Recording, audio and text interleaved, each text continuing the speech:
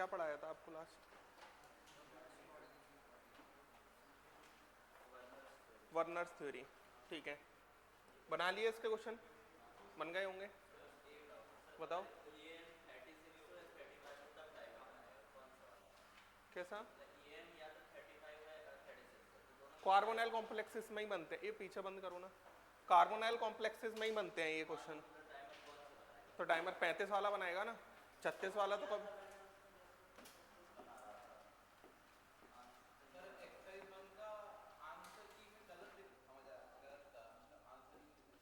नहीं गलत तो नहीं होगा।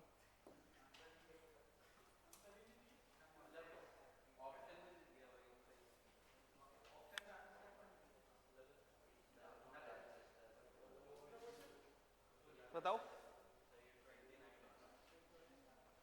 20। कल आपकी मैथ्स की 2 लग गई होंगी।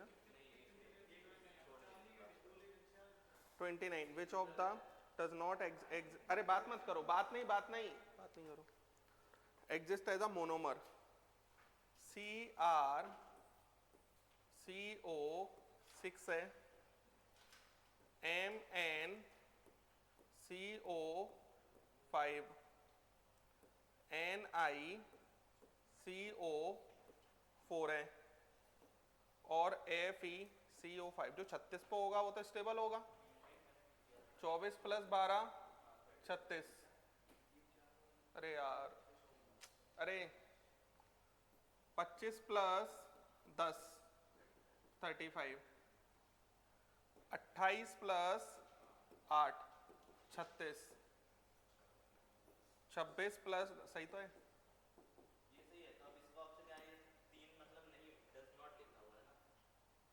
Does not exist as a monomer ना, हाँ तो ये एग्जिस्ट करेंगे ना मोनोमर में। ये लो, और कोई डाउट है बताना। एक्सरसाइज 1 में 81। अरे इसको EAN के अकॉर्डिंग कर दो ना, जब भी ऐसे क्वेश्चन आए EAN इसके अकॉर्डिंग कर दो। FeCO6 है, ठीक है। तो इसके अंदर 26 + 2x बराबर कितना आ जाएगा 36। तो 26 + 2x बराबर 36, तो x बराबर आ जाएगा आपका 5। बस, हमेशा ही x वगैरह के क्वेश्चन आए ना, आप EN से ही किया करो। क्लियर है, समझ गए ना। चलो नेक्स्ट हम बात करते हैं।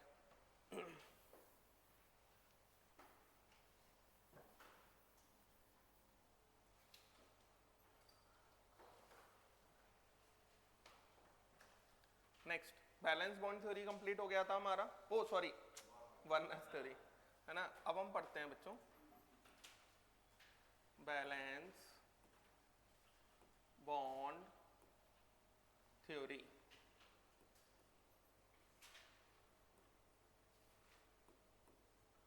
BBT, valence bond theory, BBT।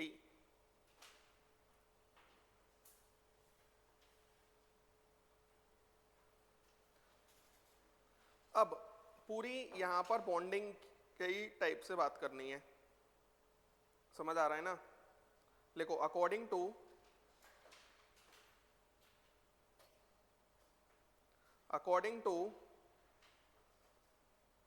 BBT,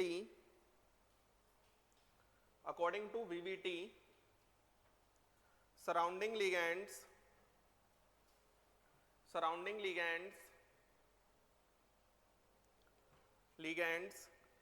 form coordinate bond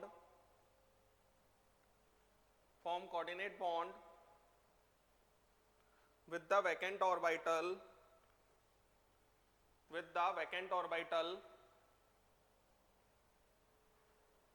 of central metal atom or ion.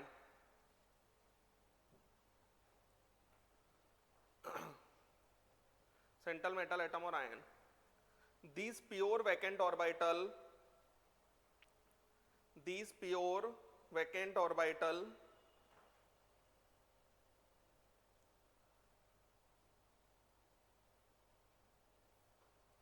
Pure vacant orbital of metal atom और ion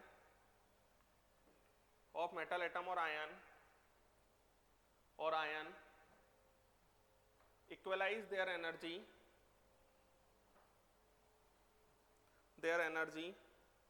by process of intermixing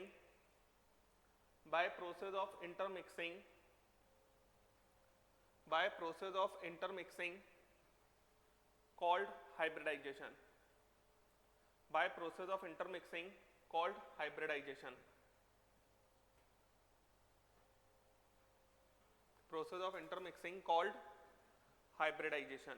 समझ पा रहे हैं? Process of intermixing called hybridization. Next line change करके लिखो. Type of hybridisation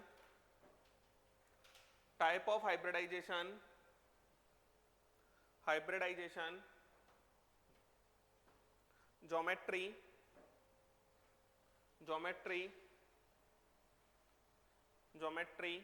and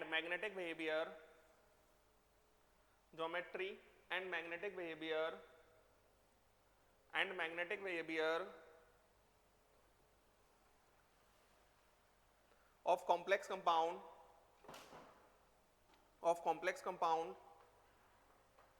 depends upon nature of ligand.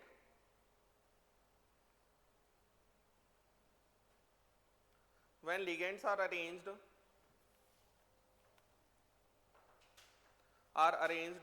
in increasing order of splitting power,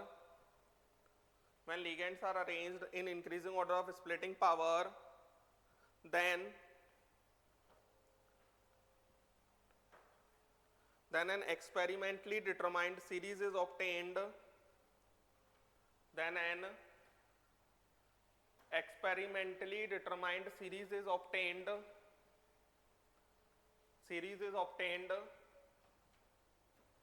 named as spectrochemical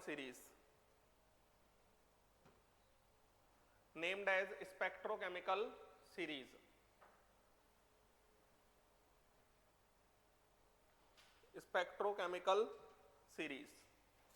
देखो इधर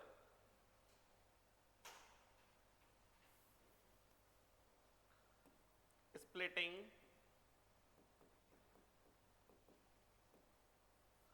power of ligand directly proportional to electron donating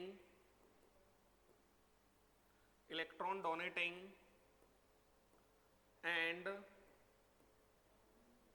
accepting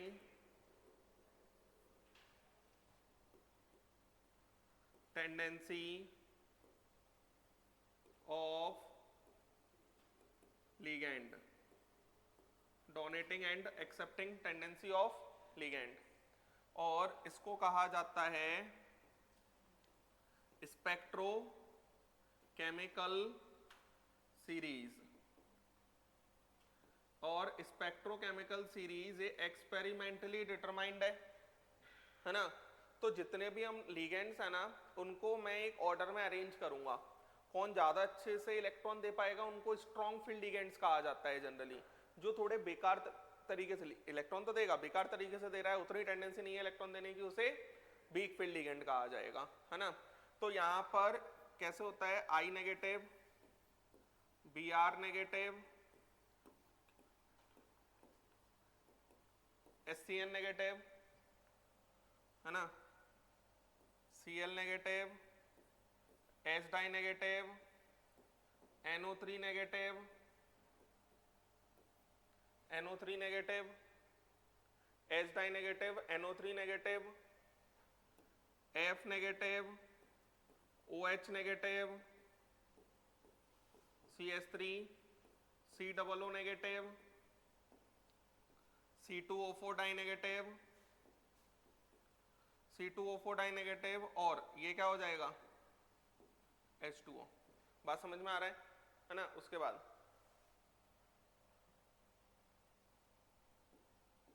EDTA 4 negative, NCS negative. इसके अंदर donating site sulphur है, इसके अंदर donating site nitrogen है।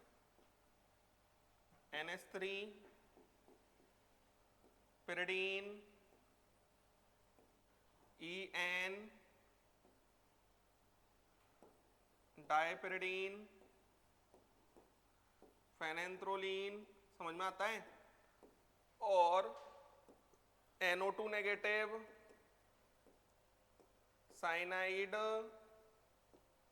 और CO। ठीक है, यहां पर जो हेलोजन और ऑक्सीजन डोनर है ना, इधर तक जो हेलोजन और ऑक्सीजन डोनर हैं, ये वीक फील्ड लिगेंड्स हैं।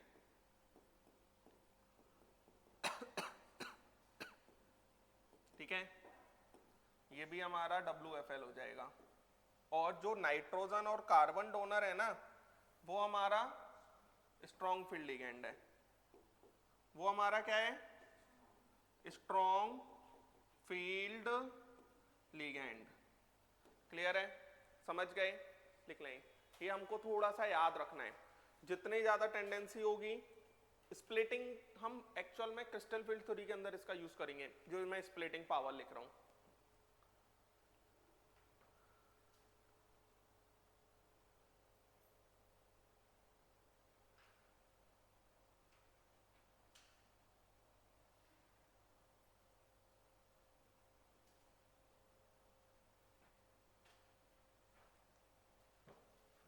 ये उल्टा है।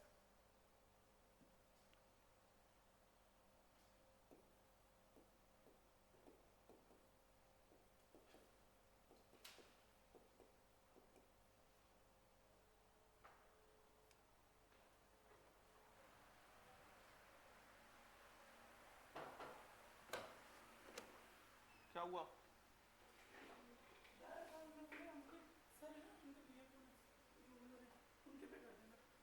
अंकित तो ये आगे पे।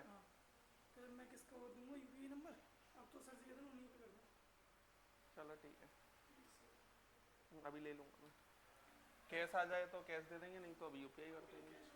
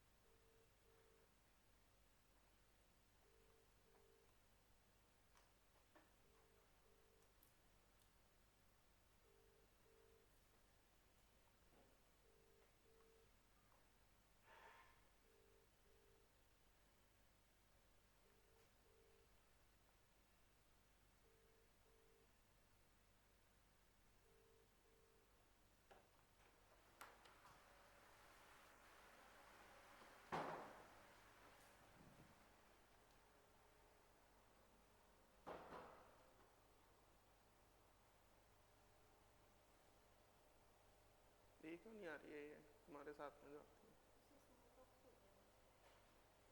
चिकन पॉक्स, हाँ वही समझ गया मैं। तो बहुत सुनने में आ रहा है मेरे को अभी अभी, है ना, अपनी ही कोचिंग में बहुत सुनने में आ रहा है मेरे को। हाँ नहीं, वो तो बेचारा आया भी नहीं है।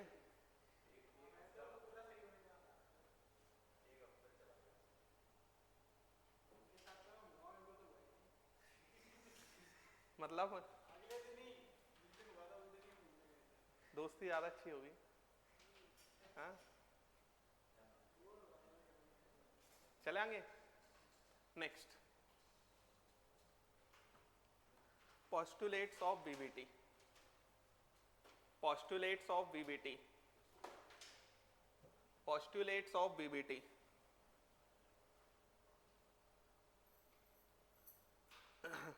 of BBT लिखो पहला point, strong filled ligands, strong filled ligands like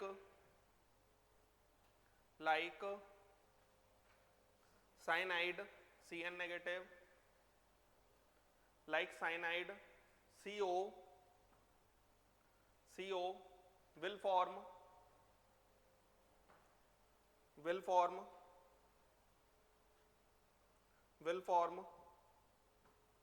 possible pair of unpaired electron, will form possible pair of unpaired electron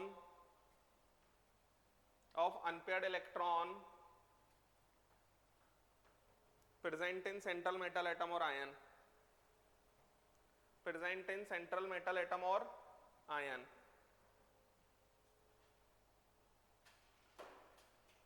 next point लिखो, weak field ligands like H2O, OH negative ion, H2O OH negative ion won't affect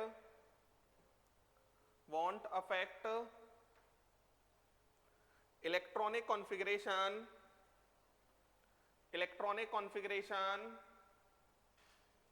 of central metal atom or ion,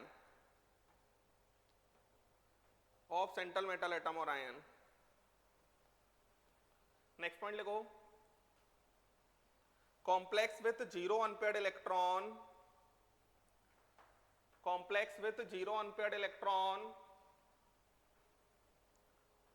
is called diamagnetic,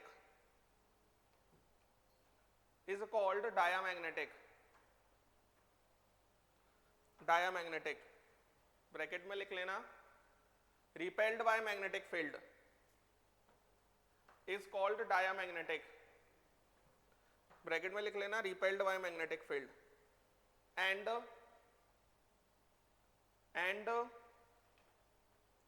complex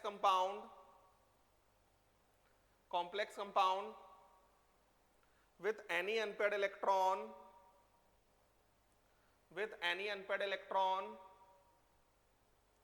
is called paramagnetic,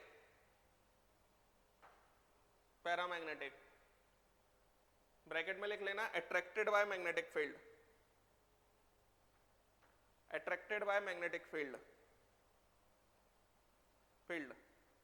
and magnetic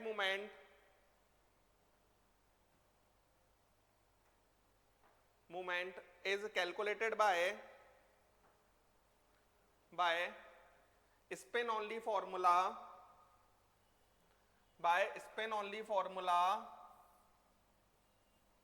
under root में n+2 Bohr magneton,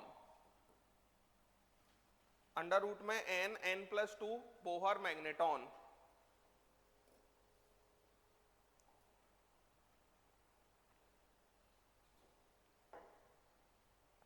Bohr magneton.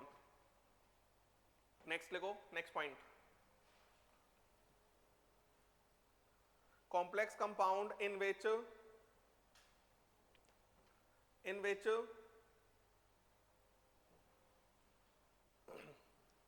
d orbital of inner cell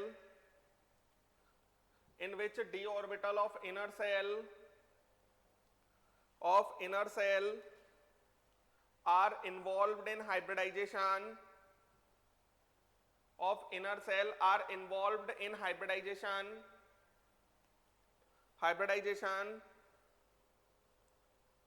is called inner orbital complex,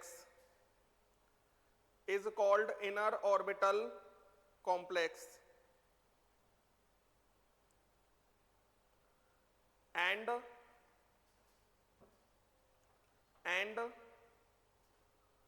when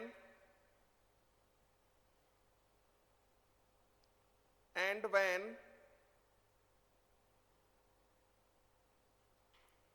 and when outer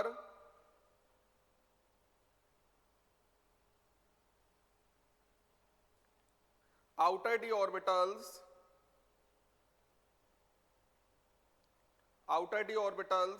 are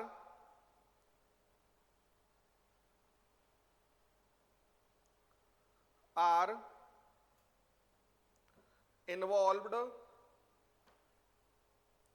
in resonance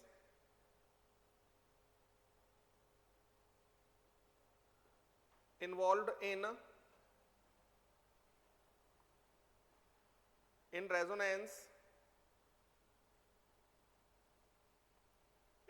in resonance then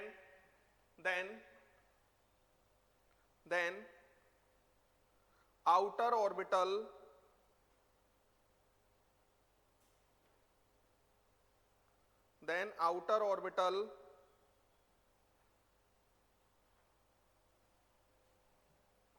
complex are formed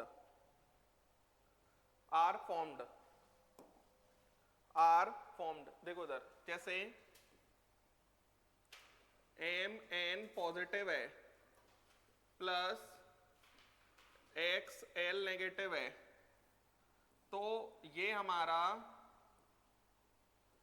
MLX plus minus N ये आ जाएगा MLX plus minus N ये आ जाएगा। अब अगर हमारा spin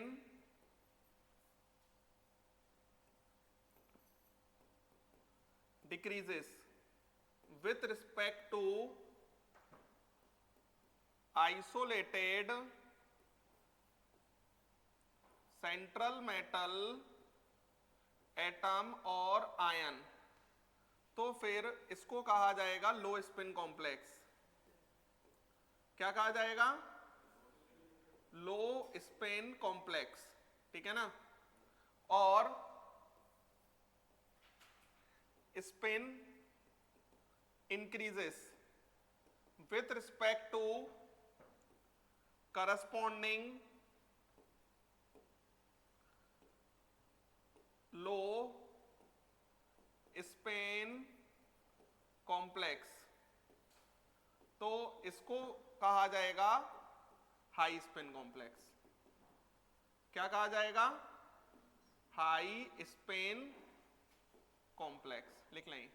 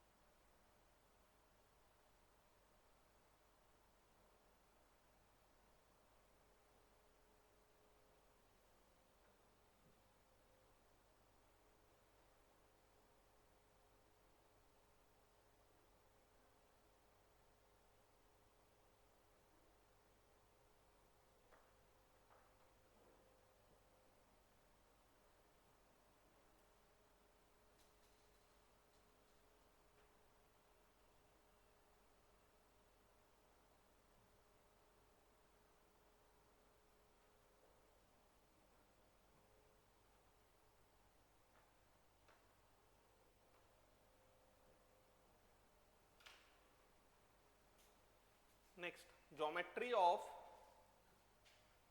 off लिख लिया नहीं?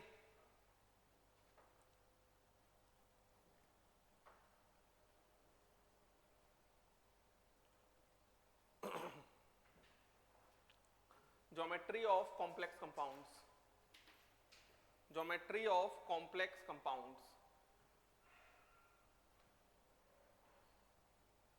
Geometry of complex compounds, geometry of complex compounds. देखो इधर, अगर हम ज्योमेट्री ऑफ कॉम्प्लेक्स कंपाउंड्स की बात करते हैं तो ज्योमेट्री ऑफ कॉम्प्लेक्स कंपाउंड्स में एक लाइन लिखो, depends upon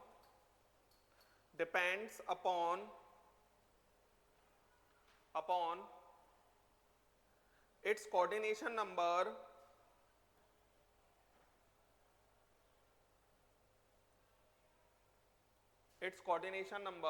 of central metal atom or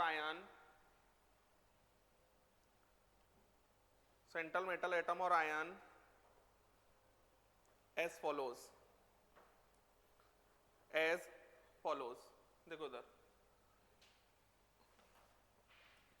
coordination number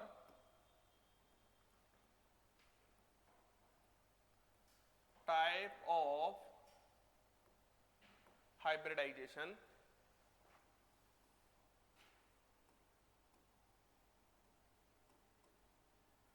geometry और बॉन्ड एंगल,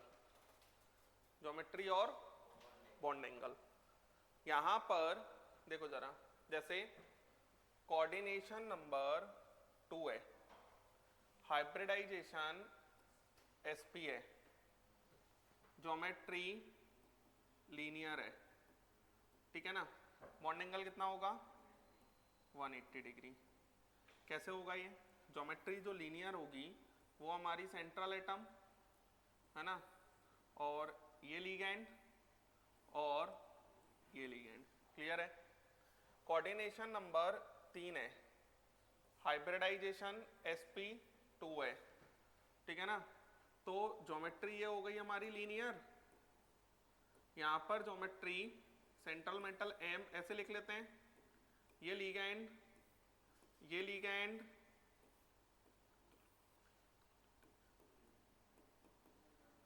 ट्राइगोनल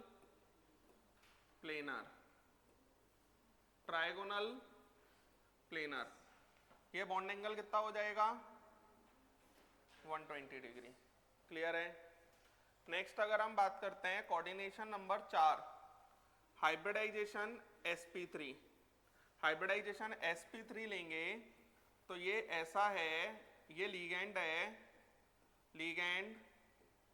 लिगैंड और ये लिगैंड, ये हो जाएगा tetrahedral, bond angle 109.5 degree. sp3 या फिर D3s में ये कौन कौन से नॉन एक्सियल, dxy, dyz और dxz। अगर हम 4 में ही बात करते हैं dsp2 में d x² - y², तो ये हमारे पास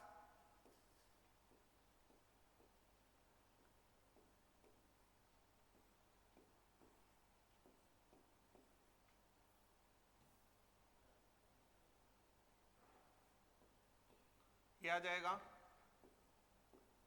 ये हमारा स्क्वायर प्लेनर और ये हमारा 90 डिग्री, क्लियर है। 5 में अगर हम बात करते हैं dsp3 या फिर sp3d, dz² और dz², ये हमारा m है, ये हमारा l है, ये हमारा l है, ये हमारा l है, ये हमारा l और ये हमारा l, क्लियर है। ये हमारा trigonal bipyramidal, bond angle 90 degree और 120 डिग्री, क्लियर है क्या कह रहा हूं मैं, लिखें जल्दी से। तो ज्योमेट्री किस पर डिपेंड करती है, कोऑर्डिनेशन नंबर।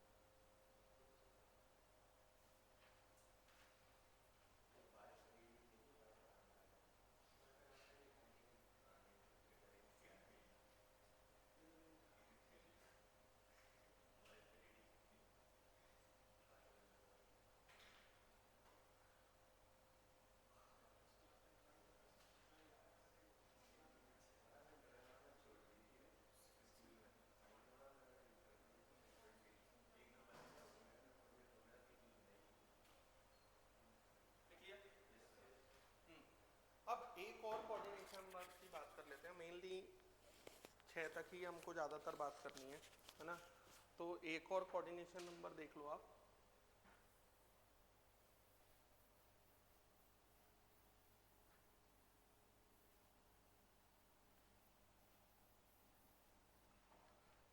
ये 6, इस 6 के अंदर D2 sp3 आ जाएगा और sp3 D2 ये आ जाएगा।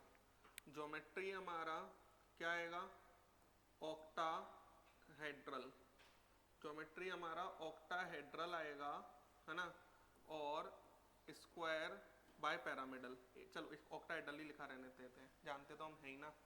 और ये कैसा हो जाएगा, देखो इधर ये हमारा L L L L L और ये L, ठीक है। ये हमारा ऐसा स्क्वायर बाय पैरामिडल, क्लियर है। ऐसा कुछ समझ गए। Bond angle is 90 degree, 180 consider करेंगे नहीं, क्लियर है, लिख लेंगे।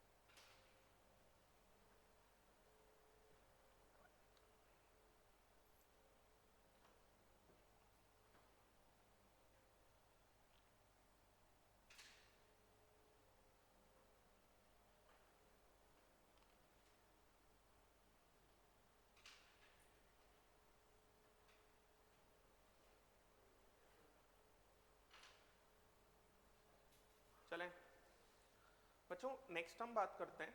अब देखो जरा कैसे हमारे, जैसे ये लिखा है FeCN6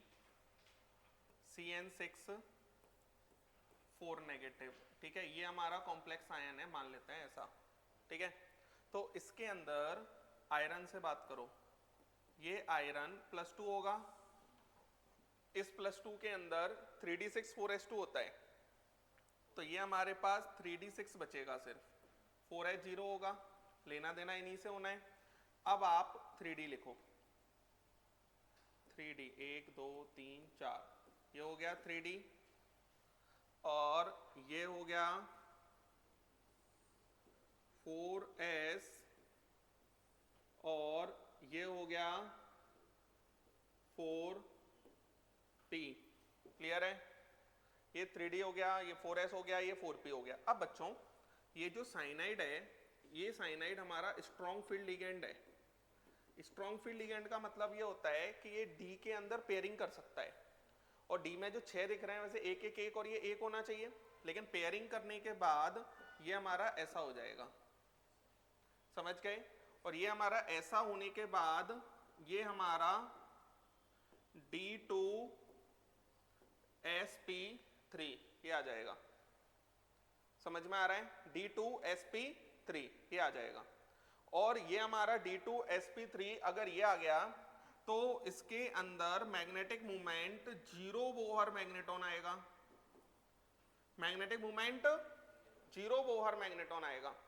और मैग्नेटिक मूवमेंट अगर 0 बोहर मैग्नेटॉन आ जाएगा, क्योंकि एक भी अनपेड इलेक्ट्रॉन नहीं है ना, और इसको मैं इनर ऑर्बिटल कॉम्प्लेक्स भी कह सकता हूं, इसको क्या कहा जा सकता है, इनर ऑर्बिटल कॉम्प्लेक्स। तो ये हमारा इनर ऑर्बिटल कॉम्प्लेक्स हुआ। और बच्चों इसके अंदर लो स्पिन होगा या हाई स्पिन, ये समझना।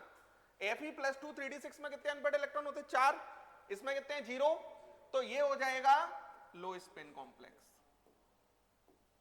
समझे, समझ गए। लो स्पिन कॉम्प्लेक्स। और ये कैसा होगा? डायामैग्नेटिक। एक कॉम्प्लेक्स के बारे में हमें इतनी कहानियों की बात करनी है, समझ पा रहे हैं? और देखो जरा, जैसे मान लो मेरे पास लिखा हुआ होता FeCN6 और ये हमारे पास 3 नेगेटिव। अगर ये होता तो ये आयरन कितना होता? +2 नहीं +3। अगर ये आयरन हमारा +3 है तो 3D5 4S0 है ना। अब यहां पर ये है, ये हो गया 3D, ये हो गया 4S और ये हो गया 4P, ठीक है ना। ये 3D हो गया, ये 4S हो गया और ये क्या हो गया? 4P। तो यहां पर 3D5 है और जो साइनाइड है फिर से हमारे पास SFL है। ये क्या है? Strong field ligand. Strong field ligand है तो ये हमारा पेयरिंग कर देगा फिर से, लेकिन एक अनपेयर्ड इलेक्ट्रॉन तो बच ही जाएगा। एक अनपेयर्ड इलेक्ट्रॉन बच ही जाएगा तो यहां पर हाइब्रिडाइजेशन तो हो गया D2sp3। D2sp3 हाइब्रिडाइजेशन होने के बाद मैग्नेटिक मूवमेंट √3 बोहर मैग्नेटॉन, ये हो जाएगा √NN+2 है ना। √3 बोहर मैग्नेटॉन हो जाएगा। इनर ऑर्बिटल कॉम्प्लेक्स होगा है ना, inner complex, inner orbital complex. और कैसा होगा ये? पैरामैग्नेटिक और लो स्पिन कॉम्प्लेक्स। पैरामैग्नेटिक और लो स्पिन कॉम्प्लेक्स लिख लें, समझे?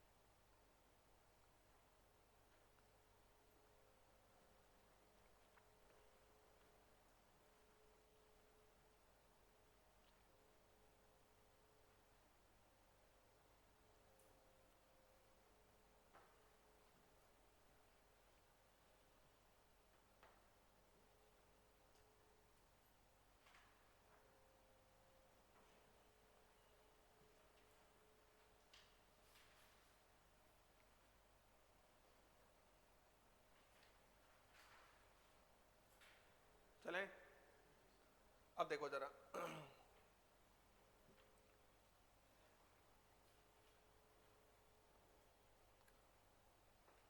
जैसे मेरे पास लिखा होता NiCl4 डाइनेगेटिव। एक बात समझो, जैसे कोऑर्डिनेशन नंबर 4 है तो 4 में या तो sp3 होगा या dsp2 होगा। d3s के कुछ स्पेशल केसेस है, वो मैं अलग से दिखाऊंगा आपको, है ना। तो NiCl4 डाइनेगेटिव में ये निकेल हो जाएगा हमारा कितना, +2। निकेल अगर हमारा +2 हो जाएगा तो ये हमारा 3d8 हो जाएगा। ये अगर हमारा 3d8 हो जाएगा और ये हमारा 4s0 हो जाएगा। तो इसके अंदर ये देखो जरा, 2 3 4, ये हो गया 3d, ये हो गया 4s और ये हो गया 4p। ये क्या हो गया, 4p, है ना। तो इसके अंदर ये हमारा ऐसा है, तो 3d8 है। पहली बात तो जो Cl नेगेटिव है, ये Cl नेगेटिव हमारा WFL होगा, है ना। क्या होगा, WFL। और WFL होगा तो कुछ नहीं कर पाएगा, एज इट इज रहेगा। एज इट इज मतलब जैसे हम करते हैं, ये ऐसा और ये ऐसा, समझ गए, ये हमारा रहेगा, है ना। और ये हमारा रहने के बाद में कुछ नहीं हो पाएगा इसके अंदर, तो ये हाइब्रिडाइजेशन आपका sp3 होगा। अब ये हाइब्रिडाइजेशन sp3 होने के बाद इसका मैग्नेटिक मोमेंट √8 आएगा, √8 बोहर मैग्नेटोन। अब इसमें लो स्पिन और हाई स्पिन देखो जरा। मान लो क्लोरीन की जगह साइनाइड होता तो स्ट्रॉन्ग फील्ड लिगेंड होता और D8 का ही कॉन्फ़िगरेशन होता, तो पेयरिंग होकर dsp2 हो जाता, तो उसमें 0 अनपेयर्ड इलेक्ट्रॉन होते। यहाँ पर कितने हैं, 2। इसका मतलब ये हाई स्पिन कॉम्प्लेक्स हो गया। समझ गए कैसे निकालना है, that is high spin complex. और ये हमारा कैसा हो जाएगा बच्चों, पैरा। ये हमारा कैसा हो जाएगा, पैरामैग्नेटिक। क्लियर है, ये हमारा कैसा हो जाएगा, पैरामैग्नेटिक। अब देखो जरा, जैसे मान लो मेरे पास सेम क्वेश्चन होता, बस यहां पर साइनाइड आ जाता, NiCN4 डाइनेगेटिव, तो ये हमारा निकेल +2 है, तो ये हमारा 3d8 है और 4s0 है, तो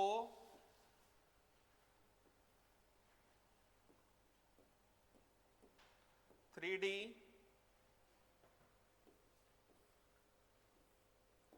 4s 4p ये है। क्लियर है। अब इसके अंदर ये साइनाइड है, साइनाइड हमारा SFL हो जाएगा। स्ट्रॉन्ग फील्ड लिगेंड होगा तो ये हमारा ऐसा हो जाएगा, बात समझ में आया। और ये हमारा dsp2 होगा, मैग्नेटिक मोमेंट 0 होगा। मैग्नेटिक मोमेंट 0 होने के बाद ये लो स्पिन कॉम्प्लेक्स कहलाएगा। ये क्या कहलाएगा, लो स्पिन कॉम्प्लेक्स। और ये कैसा होगा, डायामैग्नेटिक। इसको मैं इनर डी कॉम्प्लेक्स भी कह सकता हूं, क्योंकि अंदर वाला डी यूज कर रहे हैं, तो उसको हम इनर ऑर्बिटल कॉम्प्लेक्स भी कह सकते हैं।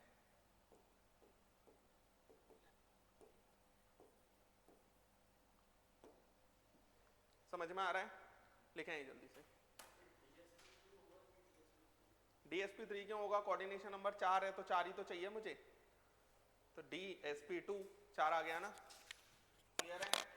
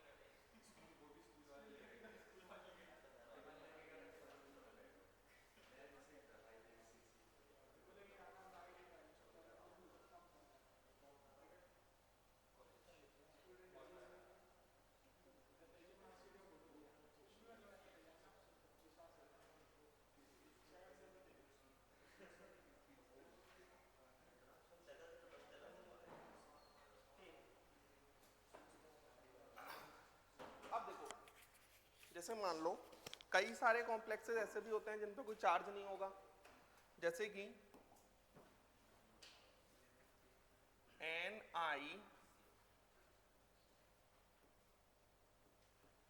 NiCO4, ठीक है, इसके अंदर कोई चार्ज नहीं है ना, तो निकेल जो होगा वो हमारा 3D8 4s2 यही होगा, 3D8 4s2। तो यहां पर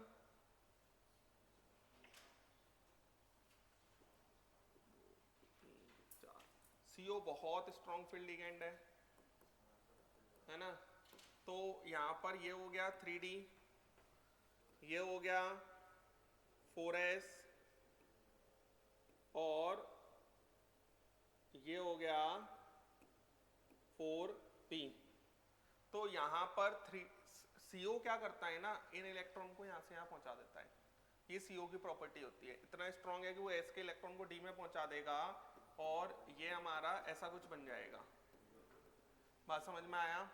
और हाइब्रिडाइजेशन तो sp3 ही बनेगा, हाइब्रिडाइजेशन sp3 बना, टेट्राहेड्रल बना, लो स्पिन भी दिखता होगा, लो स्पिन कॉम्प्लेक्स है ना, और diamagnetic, magnetic movement zero, magnetic movement zero Bohr magneton, और ये हमारा क्या हो जाएगा, डायामैग्नेटिक।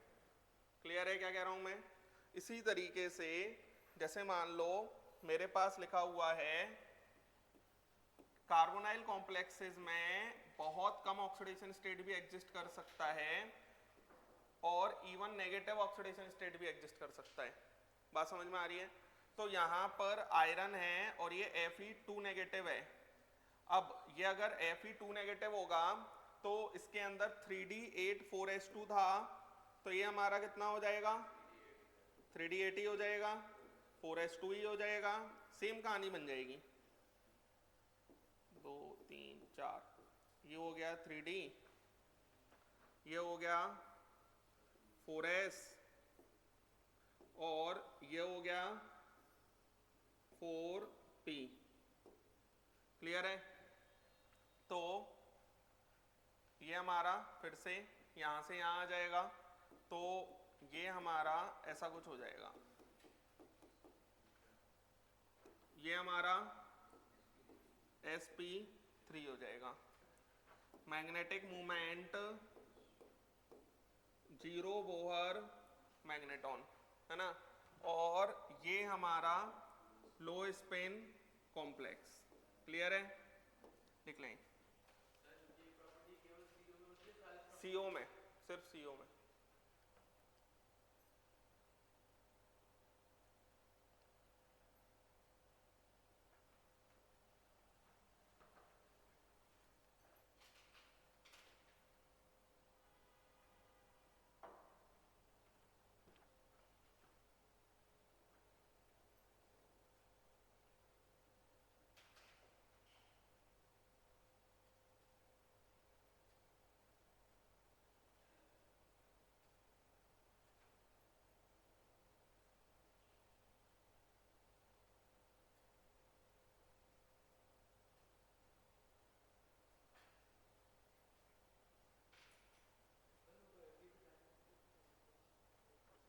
क्या?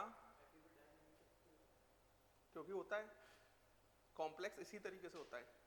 CO के कॉम्प्लेक्सेस या तो न्यूट्रल होंगे या +1 तक हो सकते हैं या नेगेटिव भी हो सकते हैं। CO की ये प्रॉपर्टी है, due to synergic bonding highly stable होते हैं ये।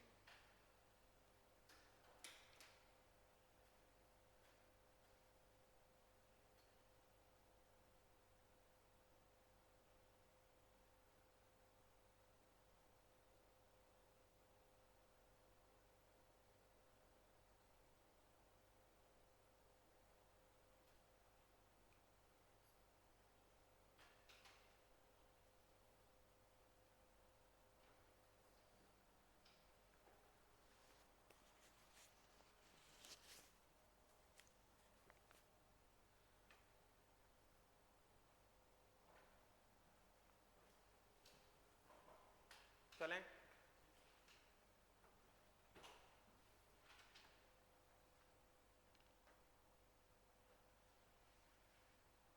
लिख लिया होगा। अब देखो जरा,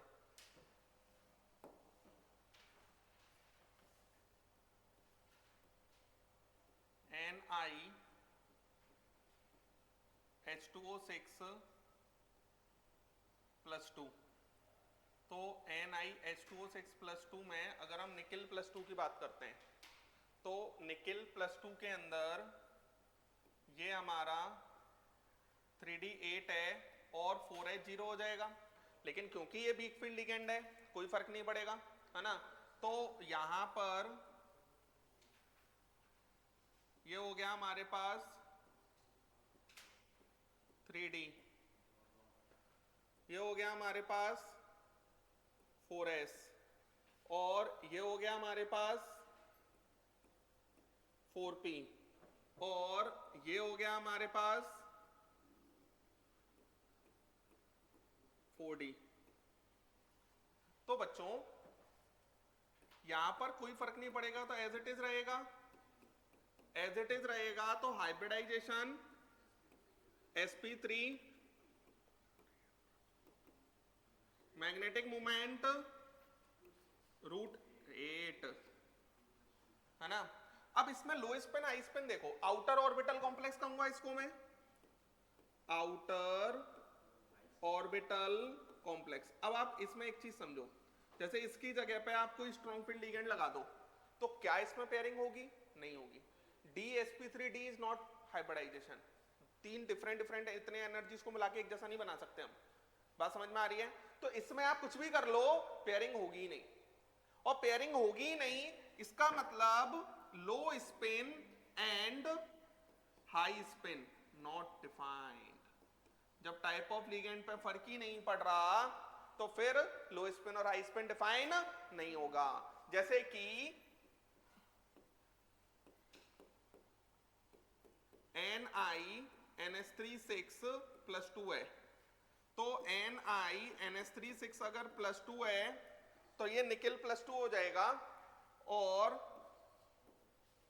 3D8 4H0, तो 3D8 4H0 अगर ये होगा तो ये हमारा 3D है, ये हमारा 4S है, और ये हमारा 4P है। तो यहां पर, और ये हमारा फिर 4D है। तो बैलेंस बॉन्ड थ्योरी के अकॉर्डिंग तो इसमें होना चाहिए था पेयरिंग, लेकिन कुछ नहीं होगा, एज इट इज रहेगा ये। तो ये हमारा sp3d2, बात समझे? ये हमारा sp3d2, और sp3d2 के बाद आउटर ऑर्बिटल कॉम्प्लेक्स, sp3d2 के बाद आउटर ऑर्बिटल कॉम्प्लेक्स, और इसके अंदर क्या हो जाएगा? लो spin and high spin not defined, और मैग्नेटिक मोमेंट √8, मैग्नेटिक मोमेंट √8 लिख लें।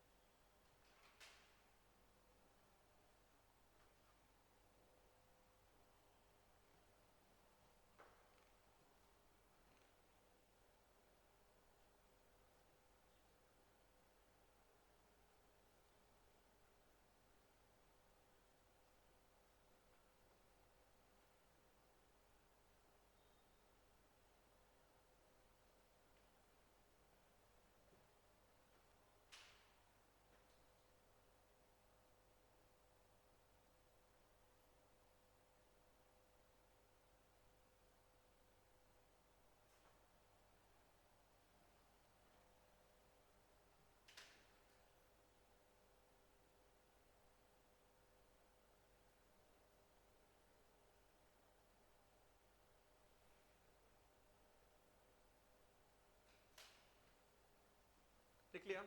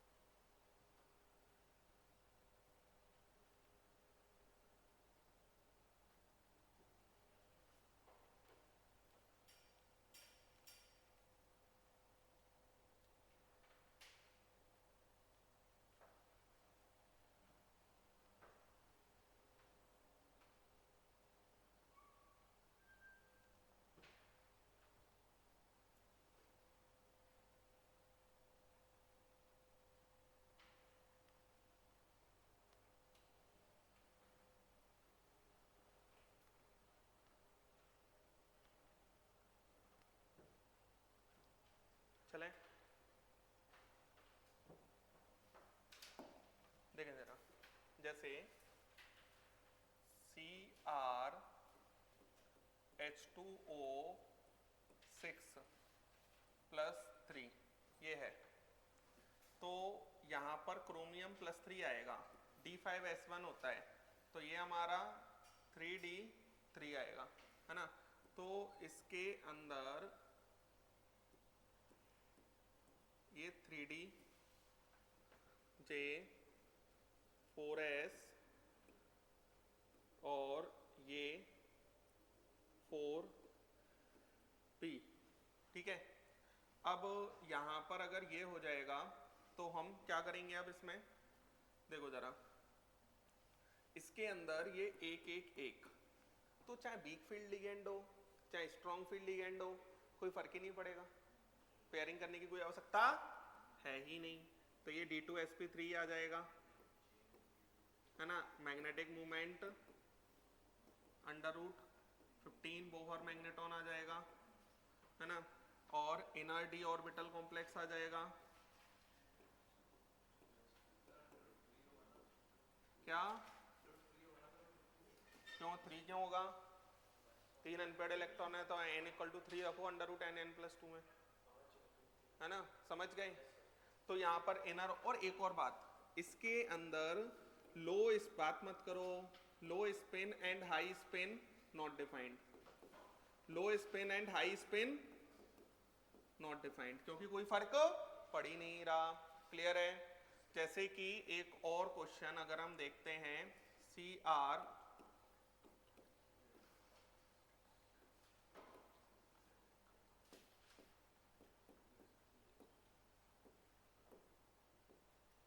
(3D3)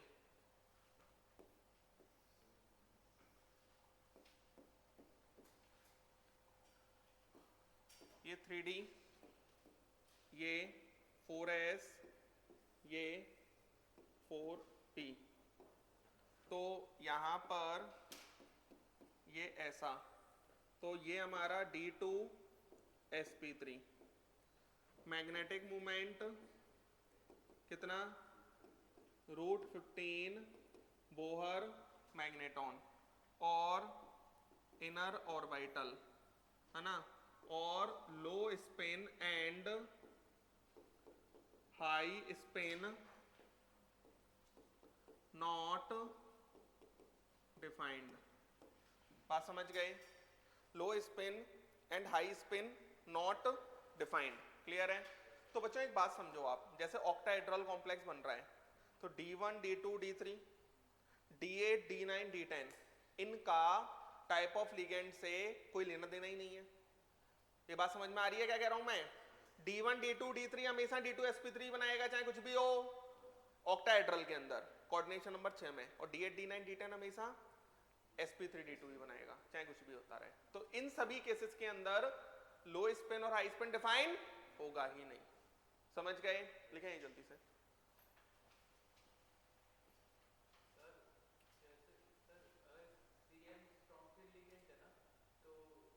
नहीं होगा, पेयरिंग, जरूरत ही नहीं है। पेयरिंग क्यों करें हम, अलग अलग रख के ही हमारा बहुत अच्छे से काम बन रहा है, तो हम नहीं करेंगे ना पेयरिंग। अभी मैं क्रिस्टल फील्ड थ्योरी में दिखाऊंगा कि ये पेयरिंग क्यों नहीं कर रहे हैं, अभी के लिए अपन उतना दिमाग में रख लेते हैं। क्लियर है?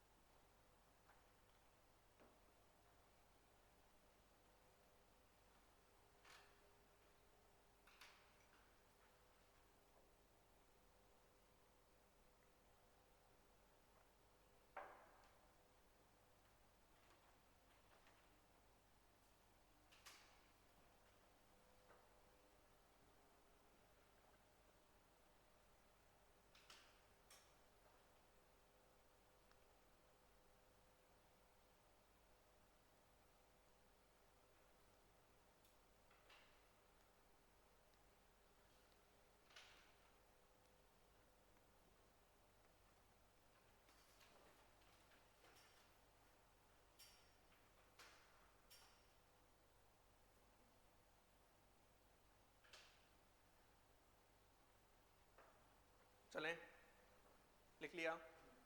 अब देखो जरा नेक्स्ट बात करते हैं।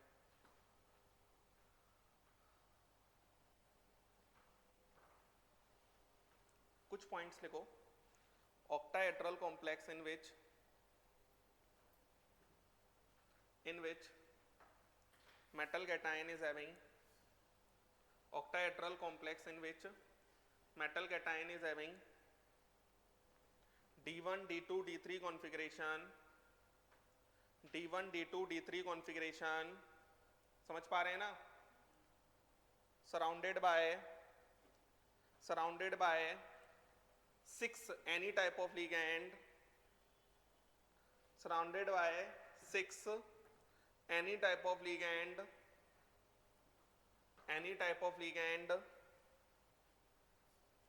always form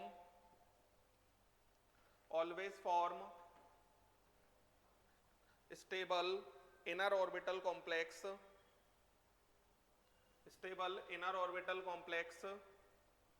with D2sp3 hybridization,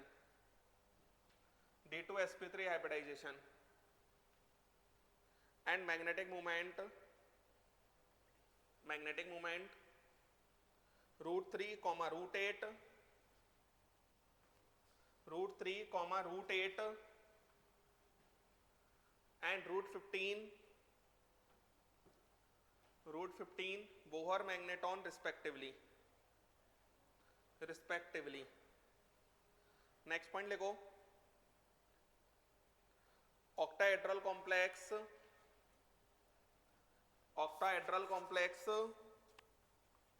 in which metal cation is having D8 D9 D10 configuration,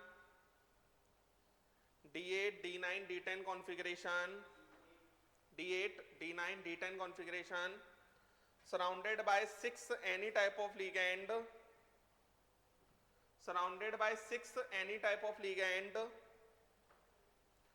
always form outer orbital complex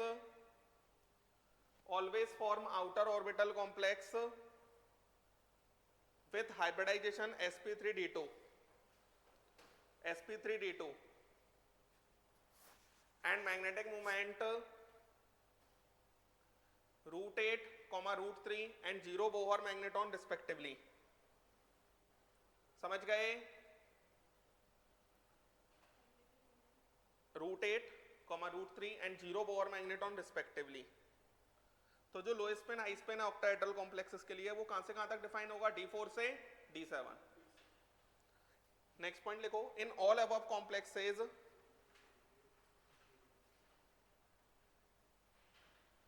In all above complexes, low spin and high spin are not defined. Low spin and high spin are not defined. Low spin and high spin are not defined. Are not defined.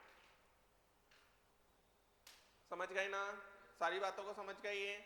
तो इस तरीके से कुछ चलेगा, है ना? अभी मैं कल और सिखाऊंगा बैलेंस बॉन्ड थ्योरी, उसके बाद होमवर्क दूंगा, क्योंकि अभी इसमें बहुत कुछ है, अभी मुझे ट्रांसफरेंस वगैरह की भी बात करनी है इसके अंदर। ठीक है, इधर तक रखते हैं आज, कल इससे आगे सीखेंगे।